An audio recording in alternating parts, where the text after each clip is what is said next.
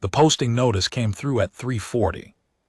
Station time, and I was already awake. When it hit my comm unit, not because I had been expecting it, I had been sitting on the edge of my bunk for 2 hours because the gravity plating on Deck 9 of Varith Station had been cycling unevenly all night, and every time I closed my eyes, the floor gave a soft lurch beneath me that felt exactly like the beginning of a fall. I was not afraid of falling, I was afraid of not being able to tell the difference between a malfunction and something worse. I read the notice 3 times before I believed it. Sergeant Yara Oe. Reassigned Grand Council Chamber, Inner Ring Security Post, effective. Immediately, I sat with that for a moment, then I put my boots on and went to find coffee. The mess hall on Deck 7 was empty except for Corporal David Torres, who was leaning against the counter with his eyes half closed and a cup, something hot wrapped in both hands. He was the kind of man who had been in the service so long that he had stopped being surprised by anything. His face was a map of quiet experiences. He nodded when he saw me come in. I told him about the posting notice. I expected him to shrug. He did not shrug. He set his cup down and looked at me for a moment with an expression I could not quite read. That is my old post, he said. I told him I knew. His name had been on the rotation board above mine for 3 years.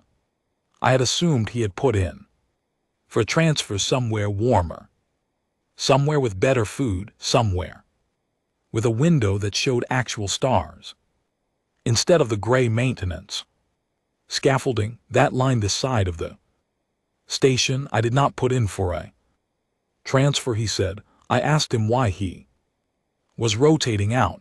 Then he picked his cup back up and looked into it. Because I have been there long enough, 2 years. That is the recommended maximum. He paused. Recommended by the medical division, not the security division.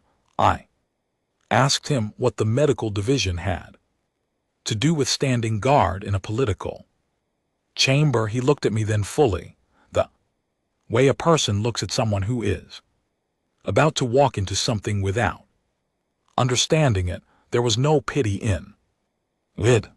It was more like the look navigator gives a new pilot before handing over the controls for the first time. Careful, specific, honest. You will be fine, he said. You are human. That is the whole reason they chose you. He paused again. Just don't flinch. Whatever you see in there, whatever you think you feel, whatever happens around you, do not flinch. I asked him what that meant. He finished his coffee, put the cup in the recycler, and headed for the door. He stopped with one hand on the frame. You will understand after your first real session, he said. I am not trying to be mysterious. I just cannot explain it in a way that will actually prepare you. You have to see it. You will know what I mean when it happens. He gave me one more look over his shoulder. Try to sleep. You reported 700. He left. I stood in the empty mess hall and tried to think of a reason to be concerned. I could not find one. Grand Council Chamber was the most secure location on Ver Station. It was possibly the most secure location in the entire council-governed quadrant. Nothing had happened there in 60 years that could be described as a security incident. Guards had stood that post for 6 decades without a single significant event. I told myself that Davy was being dramatic. Some veterans were like that.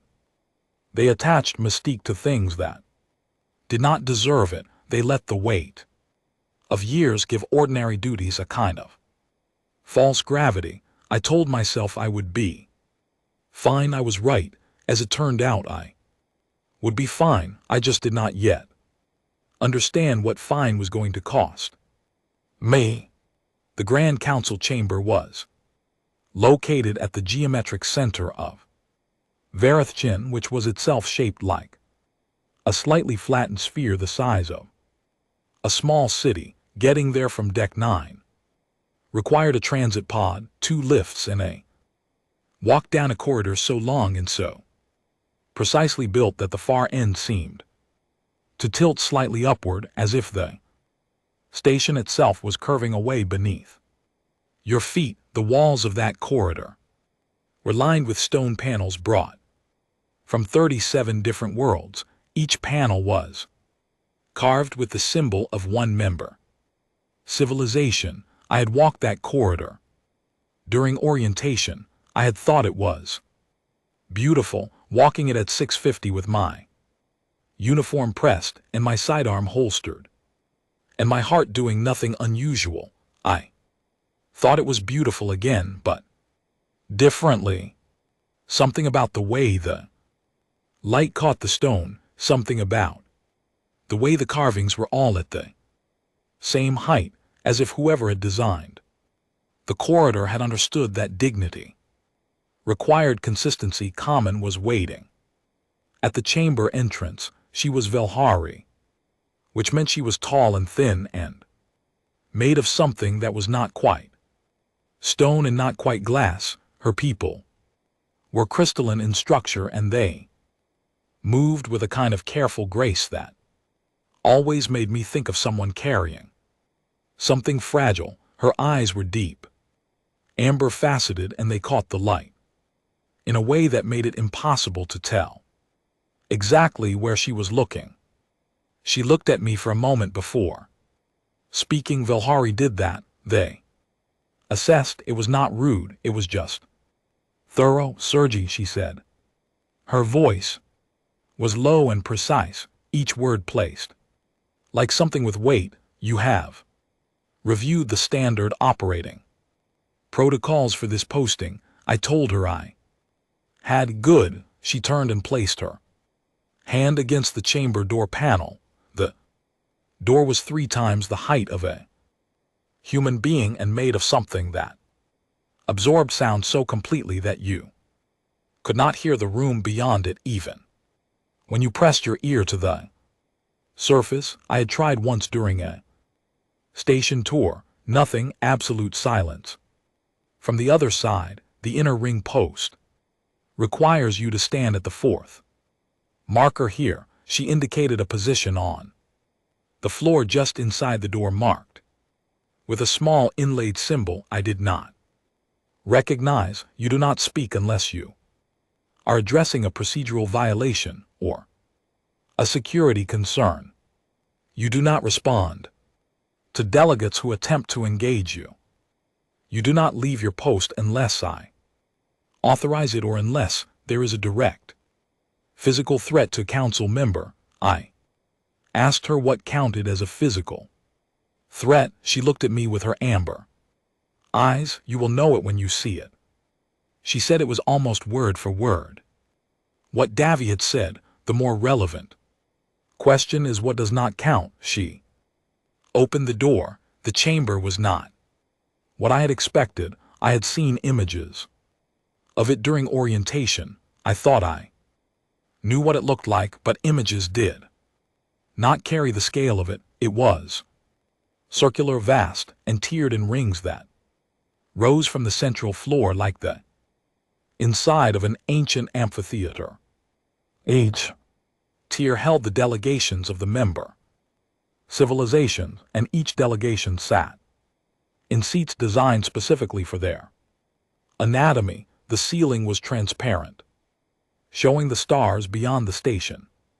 Not the maintenance scaffolding, actual stars. The light that came through was pale and even and very old. There were other guards at the outer ring. I could see them through the layers of tiered seating. Several species I recognized from the security division. They stood at the posts with the rigid correctness of professionals who had been trained to hold still. I took my position at the fourth marker. The chamber was empty of delegates at that moment. A procession. Technical period was underway. Staff of various species moved along the tiers, calibrating equipment, adjusting the atmospheric mix in different sections to suit different biologies, running checks. On the translation systems, it was orderly and quiet and completely unremarkable. I stood there for 3 hours. Before the session actually began, I do not mind standing. Some people find it difficult. I find it clarifying. There is something about holding a position for a long time that strips away everything that is not essential. You stop thinking about what you had for breakfast. You stop running through your to-do list. You are just a person in a specific place with a specific job, paying attention. By the time the delegates began arriving, I was very attentive indeed. They came in waves, each delegation through their designated entrance, each group accompanied by their own staff and their own sounds. Some of those sounds were frequencies I could feel in my chest rather than hear with my ears. Some were colors I did not have exact names for. Some of the delegates moved in ways that did not quite match the physics I was used to. The Dravari came in a close cluster, their movements synchronized in a way that was either deeply calming or deeply unsettling, depending on something I could not identify. The Thirk delegation arrived last, 5 of them moving separately but with a kind of invisible coordination, as if they were all listening to the same music I could not hear. I stood at the 4th marker. I watched, and at the end of that first session, when the chamber had emptied and Commandant Rule came to stand beside me and look at the empty tiers, she said, "You did well today, Sergeant," I told her. "Thank you," I told her. It had been a quiet session. She was quiet for a moment, then she said in a tone that was not quite amusement and not quite something else, "Yes, today it was quiet." I thought about that on the transit pod home. I thought about the way she had said it, as if quiet was a variable, as if quiet was something that could change. By the end of my first real session, I understood what Davy meant. By the end of my first year, I understood why no one else could do it. The Orth Compact had been the most contested piece of legislation before the Council for 11 years. I know that now. At the time of my first full session, 3 weeks into my posting, I knew only that it involved a trade corridor, a territorial boundary, and approximately 14 different civilizations that all had deeply incompatible opinions about both. I had read the briefing notes. They were thorough and dry and gave me a clear picture of the formal positions of each delegation. They gave me no picture at all of what it was actually like to be in the room. The session was scheduled for 6 hours. It ran for 9. I stood at the 4th marker for all of them. The first hour was what I would call normal if I were using the word loosely. Delegates spoke through the translation system. Points were raised, counterpoints were offered. The arbiter, a very old Velhari named Commandant Elder Sa, managed the order of speakers with a kind of calm efficiency that comes from 2 centuries of practice. I stood and watched and felt essentially nothing unusual. The second hour was when things shifted. It started with the Velhari ambassador on the inner tier. She was making a formal objection to a procedural motion which was routine, and her voice through the translation system was even and measured, but something else was happening alongside the words, something That did not come through the translator. I noticed it the way you notice a change in air pressure before a storm. Not a sound, not quite a feeling. Just a difference in the room that I registered in my chest and behind my eyes and along the back of my neck. At the same time, the delegates in the nearest tiers were shifting, small movements, the kind that living things make when something is wrong, but they are trying not to show it. The Dravari cluster had pulled slightly tighter, one of the smaller species near the back. The Orarin had their chromatic skin patterns cycling in a rapid, uncontrolled way that their she's usually associated with stress. A thoric aide near the middle tier had pressed both hands flat against the desk, front of her very hard, as if she needed to feel something solid. The outer guards were not doing well either. I could see two of the Keth guards from my position. They were a tall species, angular with very still faces that usually showed nothing. One of them was gripping the wall behind him, gripping it with a force that was clearly not necessary for balance. His fingers were white against the gray surface. I looked at the Velhari ambassador still speaking, and then I looked at the Thuric delegation on the far side of the chamber. There were 5 of them. They were not speaking, they were sitting perfectly still, but something was coming from them that I could not name and could not source. It was not sound. It was not light. It was not anything I had a word for, but it was there, and the entire room was responding to it. And I was the only person in my vicinity who seemed to be responding to it by feeling absolutely nothing at all. I stood at the 4th marker. I watched the Velhari ambassador finished her objection. A Keth delegate rose to respond. He was 3 sentences into his response when the Thurak delegate in the center seat leaned forward very slightly, just a lean, a shift in posture, nothing you would write a report about. The room buckled. That is the only word I have for it. Buckled.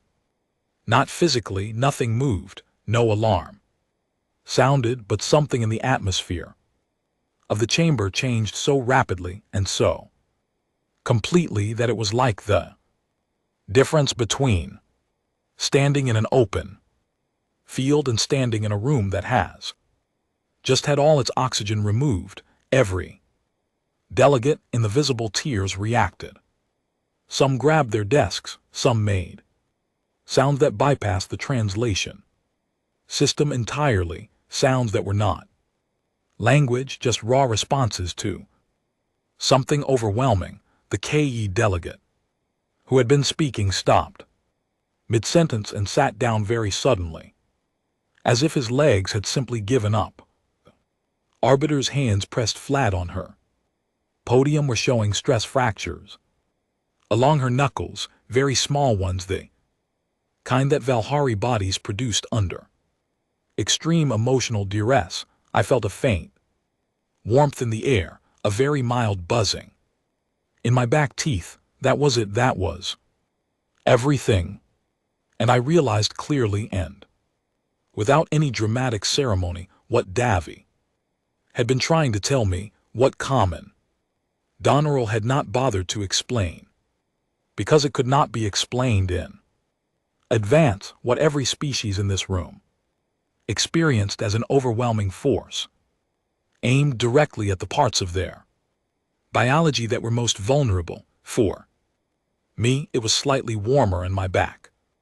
Teeth buzzed. I was not brave. I want to make that clear, because what I did next was not an act of courage. It was an act of availability. I was the only person in the room who was able to move with their full attention intact, and so I moved. I stepped forward from the 4th marker. I had never done this before. It was not in the standard operating protocol, or if it was, I had not found the specific clause.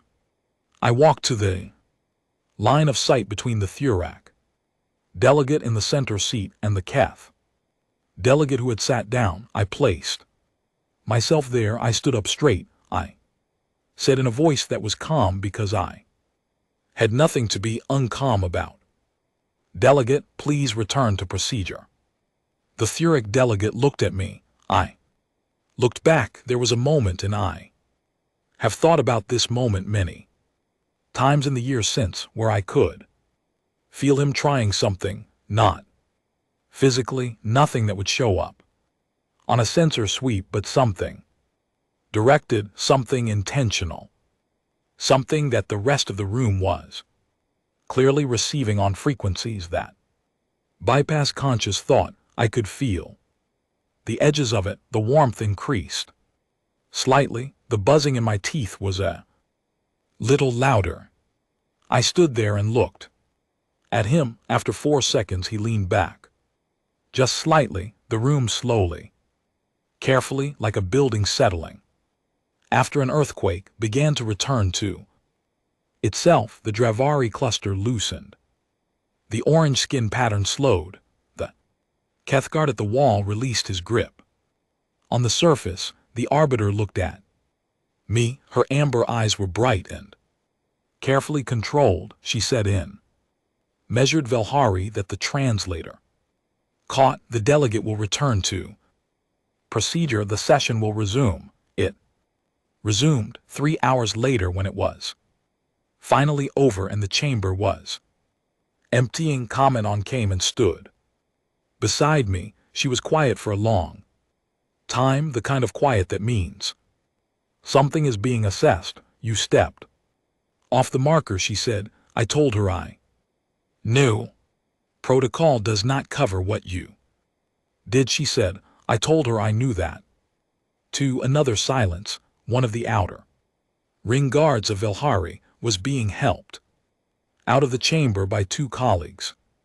She was clearly in distress, her structure showing fine cracks along her arms, her movements imprecise. She had been standing farther from the center than I had. I am going to recommend, SL said slowly, that protocol be amended. She looked at me. Good, you did not flinch. I thought about that on the transit pod home. I thought about the Thurak delegate and the way the room had buckled. I thought about the Keth guard and his white fingers on the wall. I thought about the warmth in the buzzing in my teeth, which had faded now to nothing.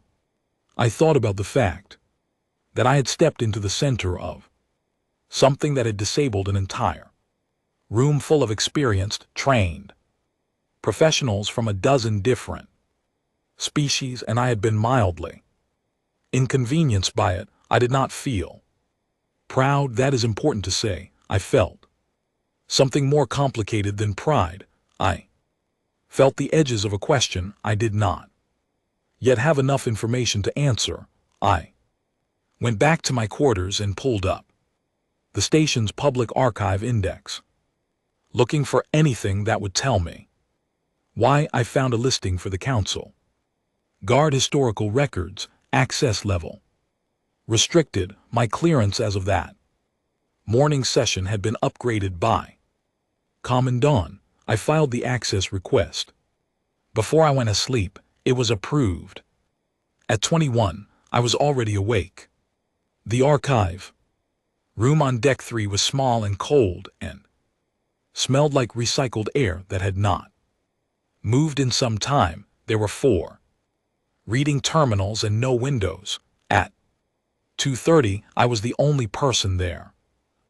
Light above the door cycled slowly through amber and back, which the station used to indicate off-peak hours. I opened the council guard historical records and started at the beginning. The beginning was a long time ago. The Galactic Council in its current form had existed for approximately 4,000 years. In that time it had tried 7 different species as primary chamber Guards, the first three were in the earliest centuries before anyone fully understood what a sustained, high-intensity political session did to the bodies and minds of the beings inside the room.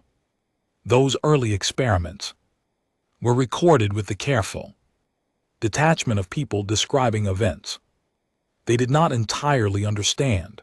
The accounts from the later periods were written by people who understood exactly what had happened and were documenting it specifically so that it would never happen again. I started with the Valhari. They had been the first chamber guards appointed in the council's second century. The record described them as the ideal choice, highly disciplined, long-lived with cognitive architectures that allowed them to process multiple streams of information simultaneously without losing clarity. They served for 212 years without incident.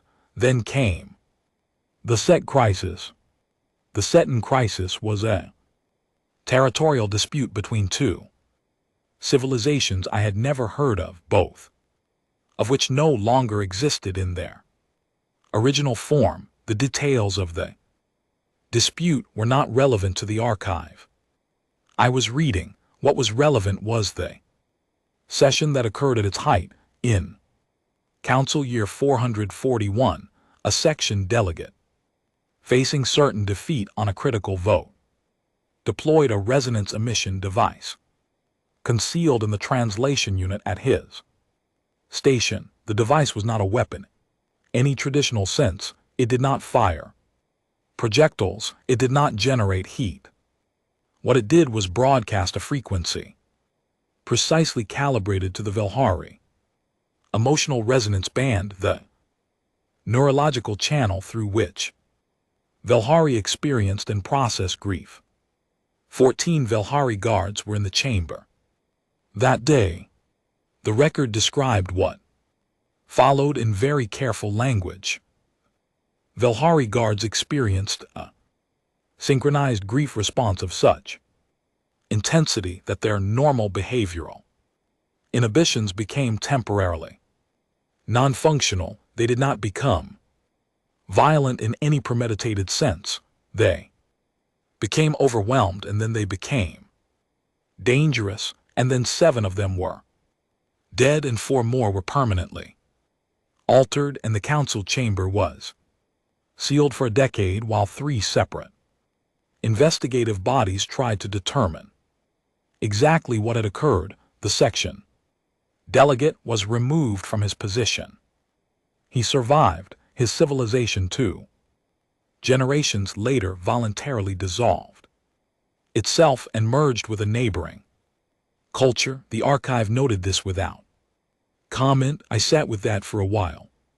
Then I read about the Dravery.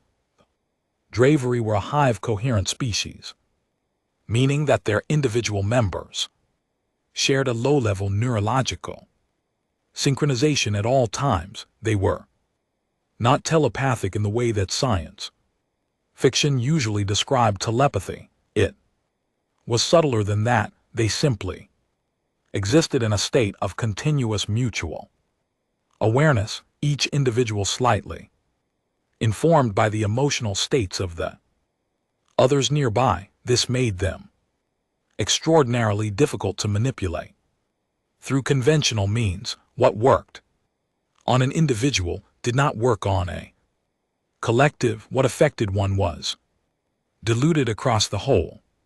The council appointed them as chamber guards in year 612. After extensive testing, the tests conducted in controlled sessions showed them to be essentially immune to single source emotional manipulation. The hive coherence absorbed and redistributed any targeted influence before it could affect an individual's behavior. The problem, which the tests had not been designed to detect, was what happened under multisource simultaneous influence. In year 718, during a session on resource allocation that involved 11 delegations, all of whom had legitimate grievances, and all of whom were using their full complement of social and biochemical persuasion tools simultaneously. The Dravari guards underwent what the archive described as a synchronization cascade. The overlapping influences, too numerous and too varied to redistribute, effectively had triggered a feedback loop within the hive coherence. Each individual guard tried to process the overload by sharing it with the others. The others tried to do the same. Within 4 minutes, all 8 Dravari guards in the chamber had entered a shared defensive state, a kind of collective shutdown that their biology used as a last resort against sensory overload. They were for the next 72 hours completely unresponsive, not unconscious, awake, present, eyes open, simply not processing anything from the external world. They sat or stood where they had been when the cascade hit, and they did not move, and they did not respond. And the council chamber had 8 guards who were physically present and functionally absent for 3 days. No incident occurred during those 72 hours. The council was fortunate, they knew. They were fortunate, and the archive said so plainly. The dry were removed from the posting with what the record described as significant mutual relief. I read about the Keth next. This one I had partially pieced together from watching my colleague at the wall, but the archive made it complete.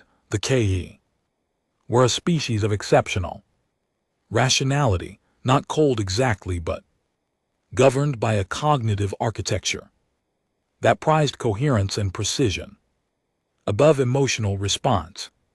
They were selected for the chamber post specifically because they seemed to process the world through logic rather than feeling, and the assumption was that this would make them resistant to the kinds of influences that had undone their predecessors. The assumption was wrong. The K did not process the world without emotion. They processed it with a very specific set of emotions, primarily a deep and foundational connection to personal integrity and communal standing, honor in a word.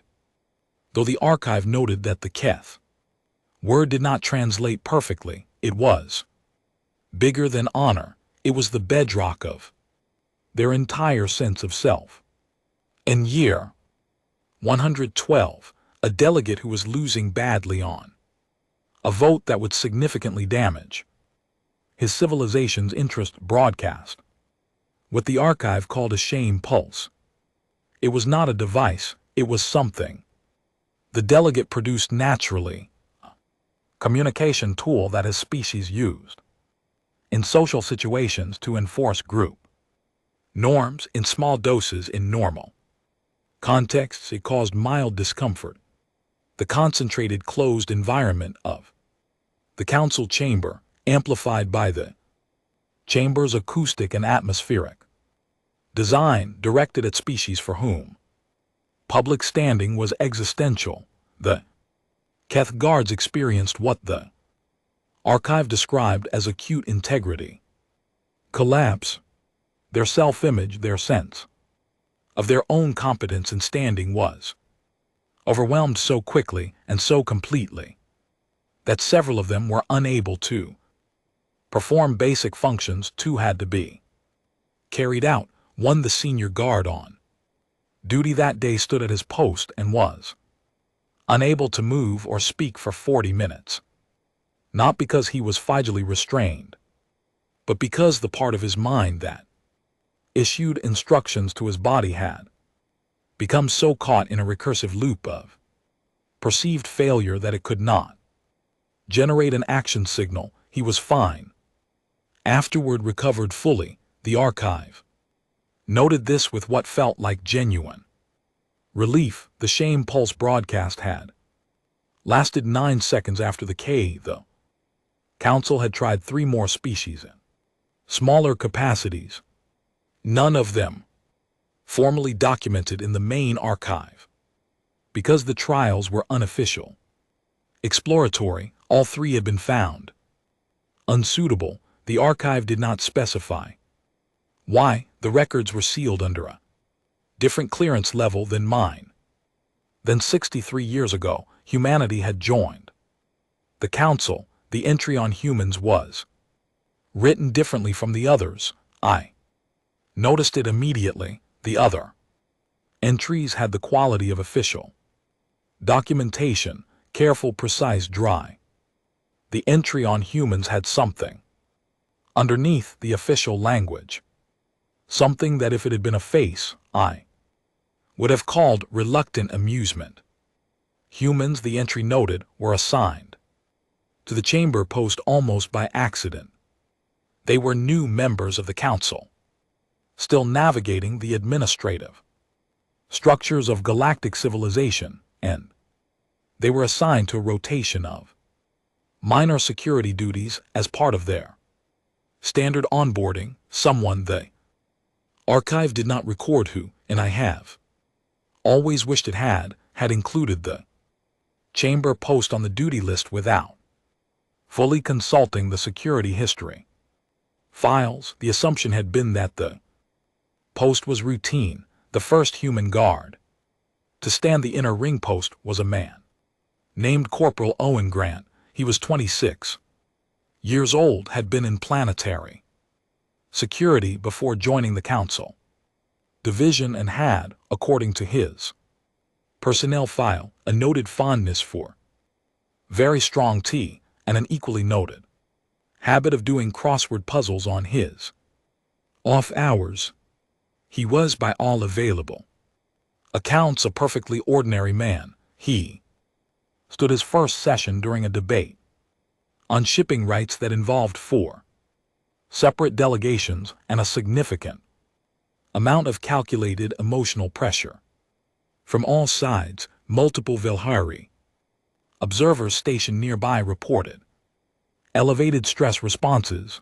The atmospheric sensors in the chamber registered biochemical output levels consistent with moderate psychological conflict. Owen Grant stood at his post for 6 hours and reported in his session debrief that it had been a quiet shift. No incidents, slight funny smell around hour 4, not sure what that was, possibly a ventilation issue. The smell, the archive noted dryly, had been a concentrated pheromone release from the Oran delegation, calibrated to induce anxiety responses in most Council member species. It had been, according to the atmospheric sensors, at 3 times the usual intensity. Owen Grant had found it slightly odd smelling. The security director had at this point begun to pay attention. They ran tests, careful, thorough, well-documented tests conducted over the following 2 years with Owen Grant and 11 other human guards as subjects. They exposed the humans to every category of non-physical influence that had been documented in the chamber's history: resonance frequencies, pheromone cascades, shame pulses, electromagnetic persuasion, subsonic dominant signals, the full library of tools that various species used deliberately or instinctively to shape the behavior of those around them. The results were, depending on your perspective, either deeply anticlimactic or profoundly extraordinary. Humans responded to none of them at intensity levels that produced behavioral change, not because humans lacked the biological architecture to be affected. That was the part that took the researchers the longest to understand. Humans had emotions. Humans experienced fear, grief, and social anxiety. Architecture was present. The pathways existed.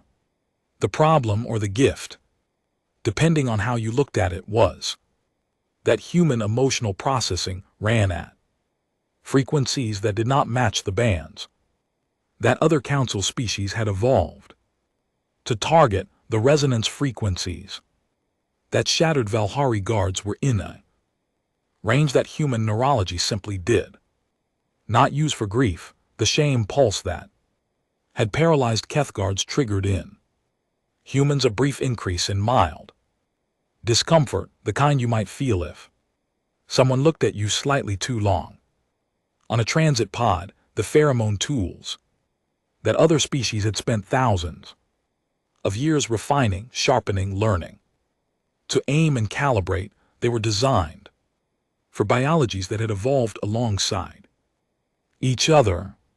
Human neurobiology had evolved on a completely separate world, on a completely separate trajectory, and it did not fit the targets. It was, the archive said, like trying to pick a lock with a key cut for a different planet's door. The key was not faulty, the lock was simply not built for it. I sat back from the terminal and looked at the ceiling of the archive room for a long time. I thought about Owen Grant and his funny smell. I thought about the Valhari guards in year 441, overwhelmed by grief at frequencies they could not resist. I thought about the Dravari in their cascade and the KTH guard and his white fingers on the wall. I thought about standing at the fourth marker while the room buckled and feeling warm and slightly buzzy in the teeth. I pulled up Davitor's personal comm channel and sent a message. It was 40 by then. I did not expect a response until morning. His reply came in 3 seconds. I know it. Said, "Welcome to the job, Sergeant." I closed the terminal and sat in the cold archive room for a little while longer. Not because I needed more information, because I needed a moment to understand what the information meant. We were not here because we were brave. We were not here because we had been chosen for special qualities that other species lacked. We were here because the universe in all its complexity and ancient political violence had spent thousands of years building tools to control and overwhelm the beings inside that chamber. And then a species had walked in from the other side of the galaxy whose neurobiology had simply never been part of the design. We were not a solution. We were an accident that turned out to be exactly what was needed. I put on my jacket and went to find coffee outside the archive room window. The stars beyond the station's outer hull were very far away and very still. 18 months is a long time when you are standing at the same marker for 6 hours at a stretch. I had become by that point a particular kind of expert, not in the way of people who have read everything on a subject, though I had read a great deal. Expert in the way of someone who has been present for something repeatedly until the shape of it becomes as familiar as the shape of a room you have lived in for years. I knew the chamber the way I knew my own reflection. I knew which delegates fidgeted and which were still. I knew the atmospheric shift that came before a thoric emotional broadcast, a faint change the air pressure, not enough to be unambiguous, but enough once you had felt it a 100 times to be a signal. I knew the specific pattern of movement in the Dravari cluster that meant they were under stress. I knew the sound the Arbiter's podium made when she gripped it hard enough to be concerned. I knew Commandant Elder Senna not well. You did not get to know the Arbiter well as a guard, but I knew her presence, the way she carried herself in the chamber, the precise and careful way she managed the flow of sessions that had been designed by multiple parties with conflicting interests to be unmanageable. She was 214 years old. She had been arbiter for 60 of those years. She had in those 60 years guided the council through 17 major crises and more minor ones than the official record bothered to count. She was in the most literal sense the reason the council functioned at all. I was thinking about none of this when the session notification came through for the Orth Succession Summit. I was thinking about whether the gravity plating on Deck 9 had been serviced yet and whether the new rotation schedule would give me a rest day before the next full session. Then I read the briefing notes and stopped thinking about the gravity plating. The Orth Succession was not technically a war. No weapons had been deployed. No territory had been seized by force. What had happened was that two civilizations, the Orth Collective and the Civ Federation, had each through entirely separate processes of legal interpretation arrived at the conclusion that they were the rightful governing authority over the Meridian Corridor, which was the most efficient transit route between the inner and outer rings of the council-governed quadrant. Whoever controlled the corridor controlled the movement of approximately 40% of all goods and materials between 200 inhabited systems.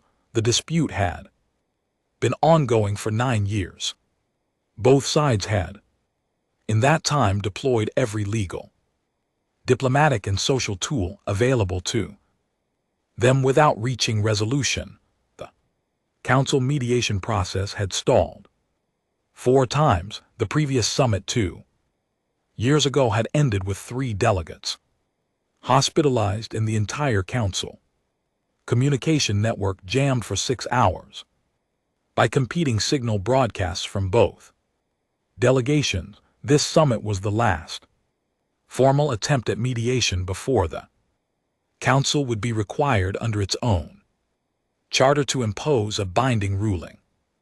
Neither side wanted a binding ruling. Both sides wanted to win. Intelligence reports which reached chamber security 24 hours before the summit indicate that both delegations would be bringing their full complement of social specialists, the people whose specific role within their civilization was to use every available biological and neurological tool to influence behavior of others in their favor. The reports described in careful technical language that the expected output levels from both delegations in combination would likely exceed anything the chamber had experienced in the past 4 decades. Command Danton Esrel called me into her office at 1800 the evening before the summit. She sat behind her desk, which was clean except for a single data pad, and she looked at me with her amber eyes for a long moment before speaking. "You have read the intelligence summary," she said. I told her I had. "You understand what it describes?" I told her I did. "I want to be transparent with you," she said, which was not how she usually started conversations, and so I paid particular attention. The outer ring guards will be pulled back to corridor positions. I cannot in good conscience place them in the chamber at the output levels. We are expecting 2 Valhari from the senior division have already filed formal incapacity notices. The contingent has requested reassignment for the duration of the summit. She paused. "You will be the only guard inside the chamber?" I asked about the other human guards in the division. "There are 3 others currently on station. None of them have your experience with the post. I considered assigning them alongside you, but their inexperience in this specific context is a variable I cannot manage tomorrow." She looked at me directly. "You will be Alone, I asked her what her assessment was of the likely progression of the session. She was quiet for a moment. Both delegations are going to use everything they have. The psychological output will be extreme and sustained. The arbiter will attempt to manage it. I expect her to struggle if her capacity is compromised. She started. Again, the arbiter is the only individual in that room whose judgment both delegations have grudgingly agreed to accept as binding. If she is unable to function, the session collapses. If the session collapses at this stage, the Council's binding ruling process will be triggered. Both sides have indicated privately that they will not accept a binding ruling. The Meridian Corridor dispute becomes ungovernable. I asked what ungovernable meant in practice. She said the word that everyone in the room had been avoiding saying for 9 years. I went back to my quarters and sat on the edge of my bunk for a long time, not because I was afraid. I want to be honest about this. I was not afraid. I was something else, something that felt like standing at the edge of a very large space and understanding fully its dimensions. I was thinking about Owen Grant and his crossword puzzles. I was thinking about the Cathguard and his white knuckles. I was thinking about Davy Torres' 2 years at the post, the recommended maximum, the medical division's recommendation. I was thinking about the arbiter's hands on her podium showing stress fractures along the knuckles. I lay down on my bunk and I looked at the ceiling, and at some point the ceiling became the inside of my eyelids and I slept. I woke up 4 minutes before my alarm, as I almost always did. I put on my uniform. I ran a brush over my boots. I checked my sidearm out of habit, not because it would be relevant to anything that happened in that room. I walked the corridor with the stone panels from 37 Worlds. I looked at the carvings. I thought about the people who had made them, who had brought pieces of their worlds to the station and set them in the walls of a corridor leading to a room where those worlds tried over and over to find a way to coexist. I took my position at the 4th marker. The delegates arrived. For the first 30 minutes, the session was controlled. Formal statements were read. The arbiter acknowledged both delegations with a precise neutrality that was her particular skill. The translation systems hummed. Everything was orderly.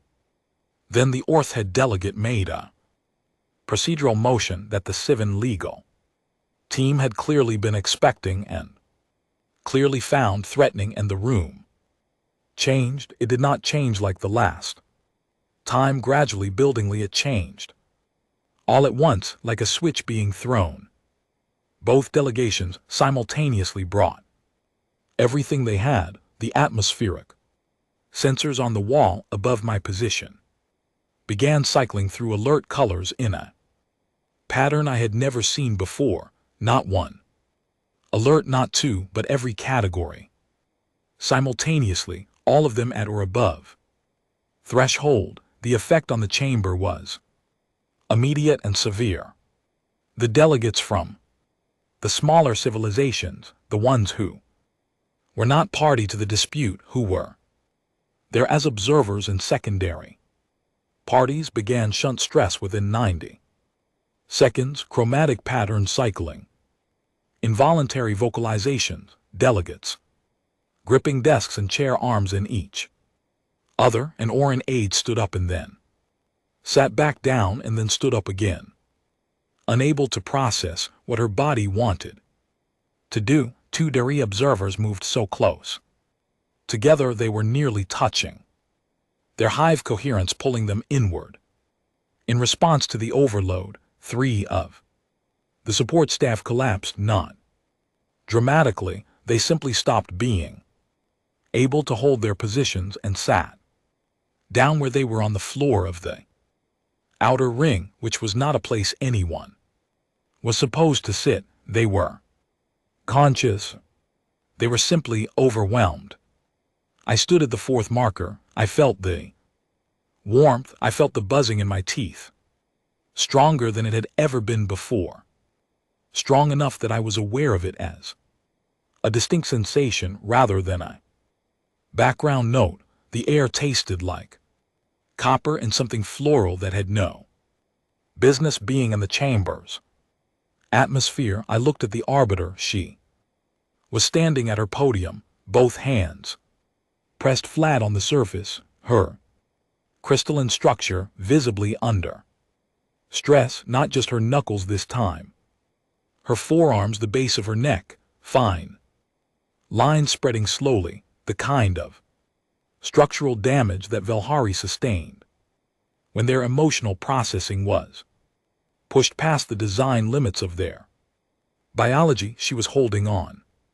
She was holding on through 214 years of experience and will, and the specific kind of endurance that come from having survived 60 years in the most contested room in the galaxy. But she was losing ground. I could see it in the lines. I could see it in the way her hands were pressing down harder than they needed to, the way her entire posture was the posture of someone maintaining something by force. She had perhaps another 15-20 minutes before the structural damage became something that would require medical intervention, and if she had to leave the podium, I did not think about protocol. I want to be clear about that. There was nothing in the standard operating guidelines that covered what I was considering. There was no clause, no precedent, no authorization for what I was about to do. There was just a room full of beings in distress and an old woman at a podium who was holding the entire session together through nothing but the force of her own long experience, and a space between the two delegations where no one was standing. I stepped off the fourth marker. I walked across the chamber floor to the center. I placed myself equidistant between the Orth delegation and the civet table. I stood up straight. I put my hands behind my back in the rest position, which I had learned during basic training and had never actually used for anything before.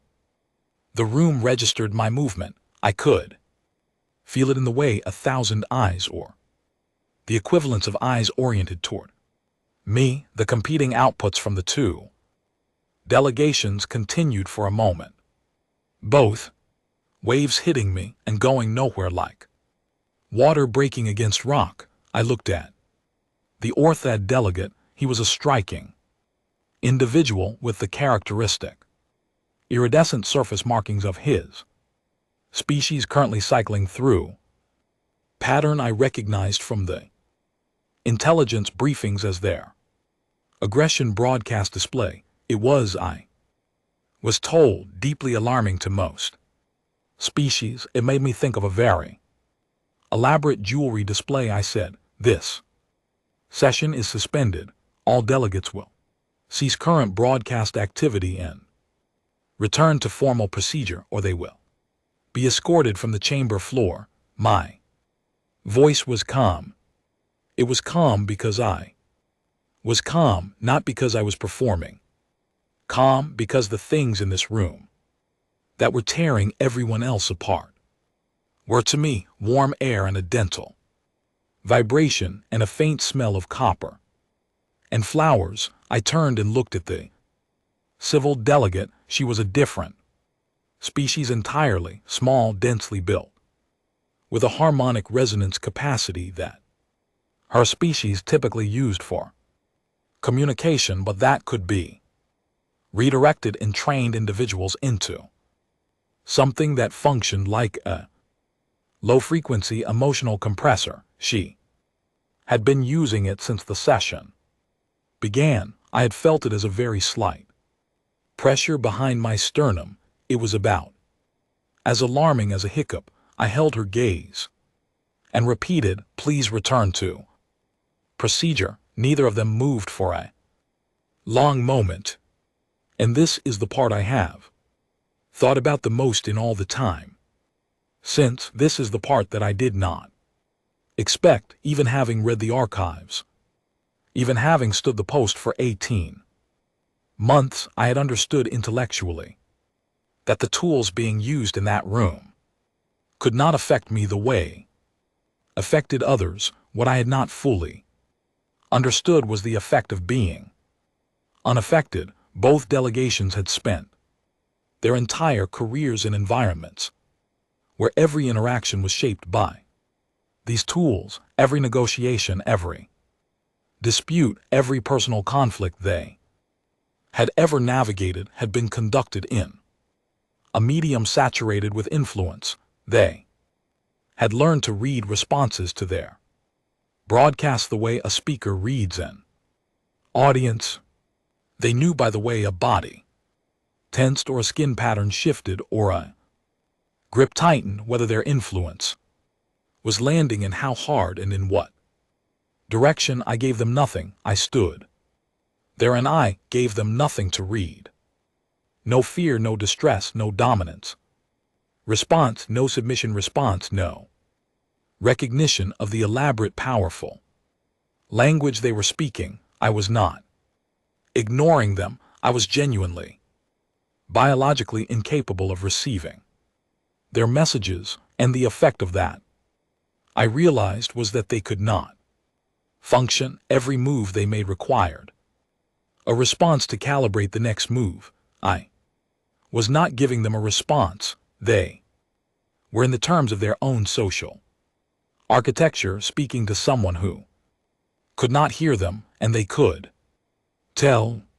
And the experience of being not heard when your entire mode of communication rested on being heard was disorienting in a way that no counter broadcast could replicate. They looked at each other, a look that bypassed me entirely, human to alien, that I could not read and did not need to. Something was being communicated that I was not party to. The Orth head delegate leaned back. The Civ lead delegate released the harmonic resonance. The pressure behind my sternum vanished. The room exhaled. Not physically, but the quality of the air changed, the way it changes after a storm passes when the pressure drops in. Everything loosens. The smaller delegates stopped gripping their desks. The Dravari observers separated slightly. One of the three support staff on the floor was helped to their feet by a colleague. The atmospheric sensors cycled back through yellow to green. Orbiter straightened slowly, her hands still flat on the podium, gradually relaxed. The stress lines along her forearms did not disappear. Those would require time and care, but they stopped spreading. She looked at me. Her eyes, amber and faceted, were very bright. She said something in Old Valhari, not the formal trade language that went through the translation system, but the older dialect that most non-Vihari needed a specialist translator to parse. System caught it anyway and rendered it in my earpiece as the ground does not move in the storm. I did not know at the time how old that phrase was.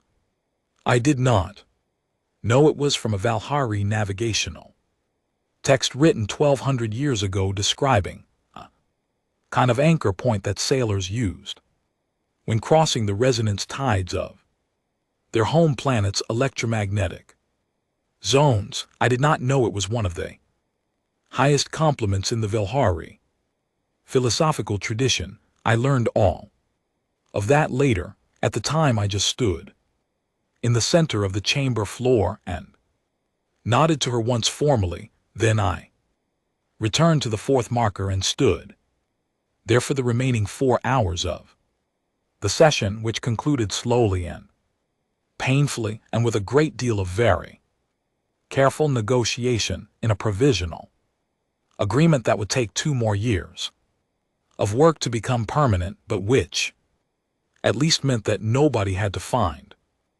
out what ungovernable looked like in practice.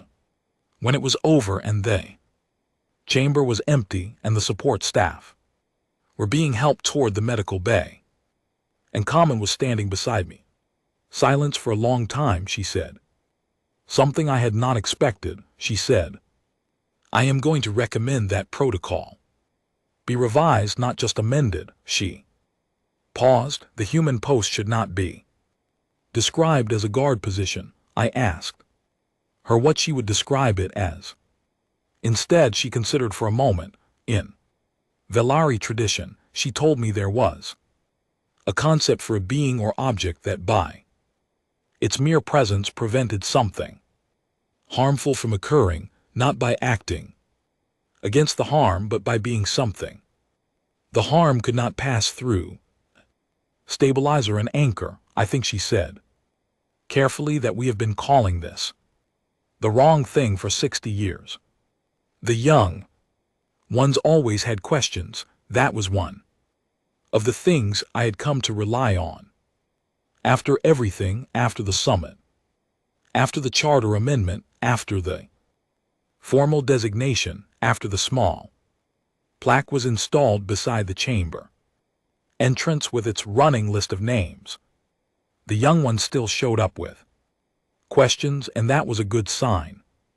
Questions meant the thing was not yet taken for granted. Questions meant someone was still paying attention to the reason behind the rule. There were 6 of them in the orientation room, fresh out of service training, newly assigned to the council security division, 3 women and 3 men with the particular brightness of people who had prepared well and were trying not to look nervous about it.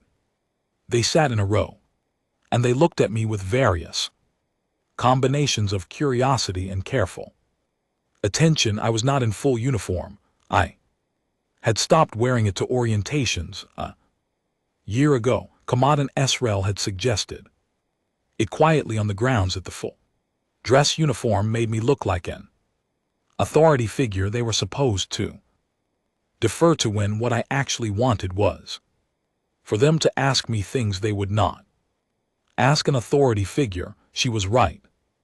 She usually was. I sat on the edge of the table and I looked at them for a moment. You have all been told, I said, that this posting is unusual. You have probably been given some version of the historical background, the other species, the failed attempt, the test with Corporal Grant 60-odd years ago. Yes, they nodded, most of them. Good. Then I do not have to spend time on that. I paused. What I want to know is what you actually want to ask, not the formal questions, not the ones from the orientations checklist, the ones you have been thinking about since you got the assignment. A young man in the front row, his name was Owen, which I had noticed and not remarked on, finding the coincidence either meaningful or completely random, said without much hesitation, so we are basically immune to their politics. I had heard versions of this question before. It was usually the first one. I understood why. It was the simplest framing of the thing, and simplest framings were where you started when you were trying to build understanding. No, I said, think about that a little more carefully. He thought about it.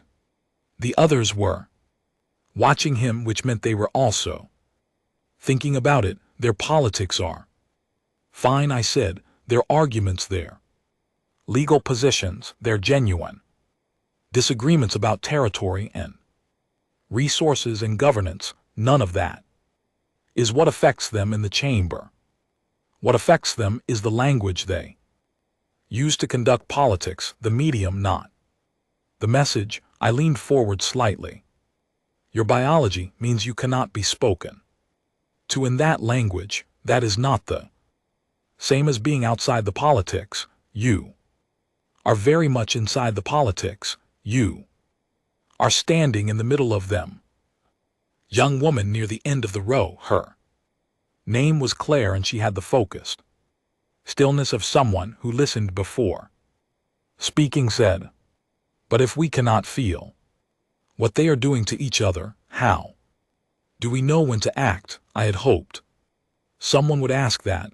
It was the right question. You watch, I said. You learn the room, you learn the species, you learn what distress looks like for each of them, because it does not look the same. You learn which kinds of distress are normal negotiating pressure and which kinds are a genuine crisis. You learn what the arbiter's posture looks like when she is managing something versus when she is being overwhelmed by it. I paused. You cannot feel the frequency, but you can observe the effect. That is your information. It is actually a lot of information once you know how to read it. Owen asked, what if we read it wrong? Sometimes you will. I said, that is why there are 2 years of supervised sessions before you stand the inner ring post alone. That is why you debrief after every session. That is why you keep records and review them. I looked at him. You will make mistakes.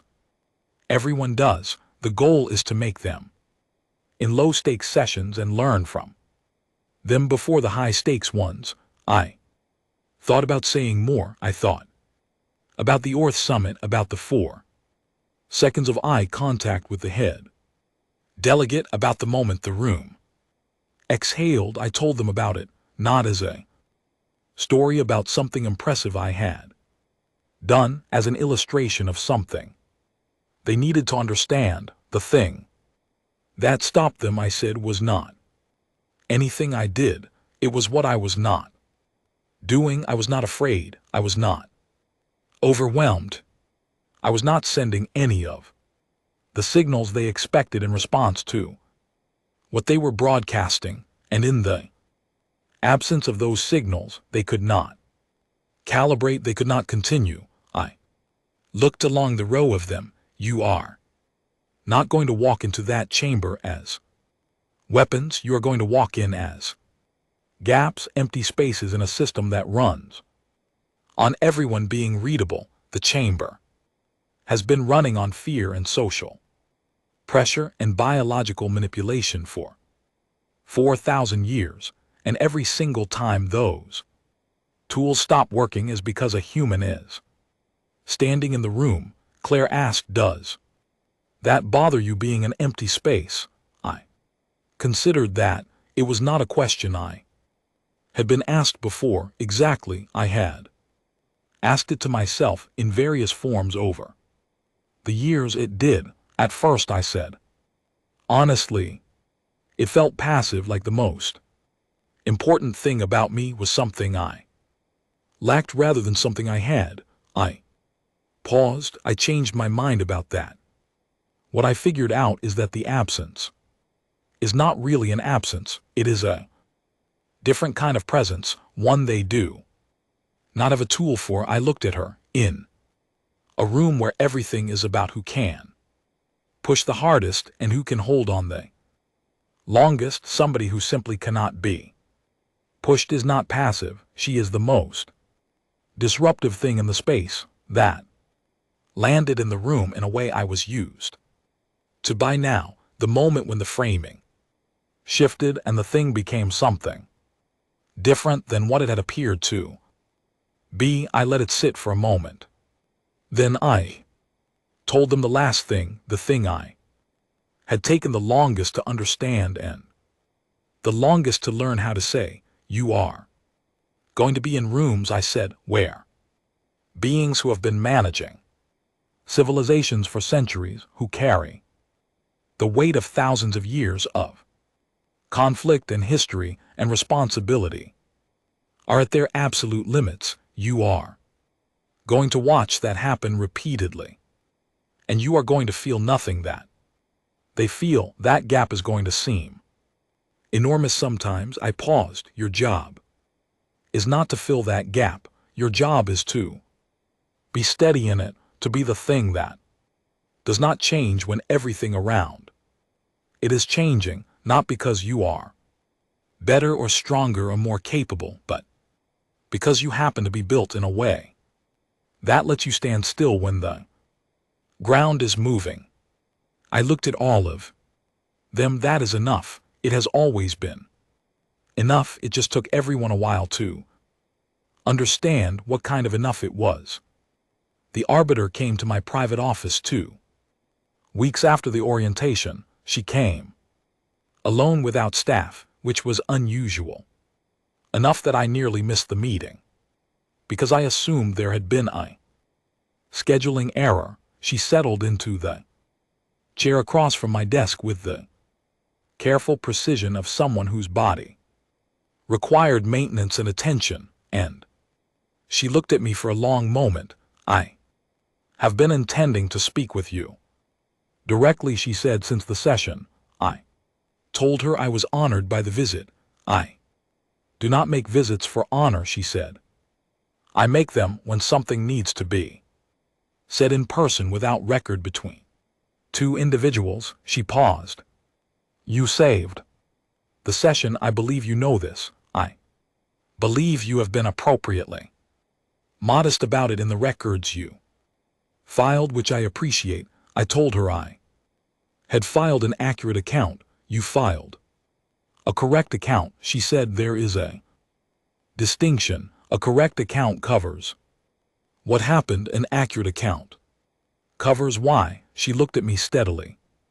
What you did in that chamber at the moment you stepped off the marker was not a trained response. It was judgment. And judgment, Sergeant, is not something that can be assigned by a posting notice or granted by a charter amendment. I did not say anything. There was nothing to add to that. In Valhari tradition, she continued, there is a saying that I gave you that day. I believe the translation you received was approximately correct, but the full meaning is larger. She folded her hands on the table. The original text is from a navigational guide written by an explorer who sailed the resonance tides of our home world, where electromagnetic storms made every instrument useless and every map unreliable. She wrote that in those conditions, the only reliable tool was a fixed point, something that did not move, did not change, did not respond to the storm's attempts to redirect it, not because the fixed point was powerful, because it was consistent. She paused. She wrote, the storm does not hate the ground, the storm simply cannot move it. And so the navigator returns to the ground when everything else is uncertain, not because the ground will tell her where to go, but because the ground will tell her where she is. I sat with that. Your speech, she said, has been the ground in that room for 63 years. I have watched a great number of your predecessors stand that post. Each one was different in personality, in skill and experience, but each one carried that quality, that particular stillness in the storm. She looked at me. I want you to understand what it has meant to me personally to have that too. Look up from the podium in the worst moments and know that there is a place in that room where the storm is not. I did not have adequate words for that. I told her so. You do not need words, she said. You need to understand the weight of the thing so that when you train the young ones, you give them more than technique. She stood slowly with the careful grace of her great age. The record will show that the human post was formalized out of practical necessity. That is true, but the reason it is held for 63 years is something the record cannot fully capture. She looked at me. One last time, it is held because you were worthy of it, not your species. You, each of you individually, who stood that post and chose to hold still when everything around you was moving. She left. I sat in my office for a long time. After she was gone, on the wall across from my desk, I had hung a copy of the plaque from the entrance corridor. Not the official one, a copy printed on plain material with the names in plain type, 63 years of names, Owen Grant at the top with his dates, year 1, year 3, then the others one by one, overlapping and succeeding, each serving their rotation, each standing at the fourth marker in the center of a room where the air was full of things they could not feel. 2 years, the recommended maximum. Yarrow sees ongoing. People ask me sometimes what it was like, not the people in the service. They tended to ask more specific, operational questions, but people outside it, civilians, people who had heard about the chamber post through news reports or official announcements, or the kind of informal station gossip that moved faster than any official channel. What is it like? They would ask. To stand in a room where everyone around you is being affected by things you cannot even perceive. I told them the truth. It felt like a normal Tuesday. That it was the whole point, in a galaxy where every civilization had learned over thousands of years to weaponize the things that frightened them, where every social interaction was threaded through with tools designed to push and pull and redirect the behavior of others.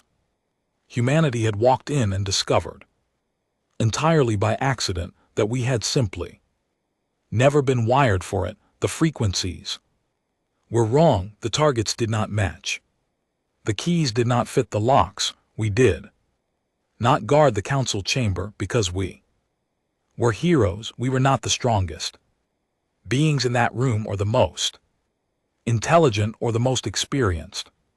We guarded it because the universe in all its ancient complexity had never figured out how to scare us in the right frequency, and for 63 years and counting, that had turned out to be exactly enough. I looked at the plaque for a long time, then I put on my jacket and walked the corridor with the stone panels from 37 worlds under the pale light that had traveled a very long way to reach us toward the room at the center of everything, where the ground does not move in the storm. I had a session in 40 minutes. I was not afraid. I never was.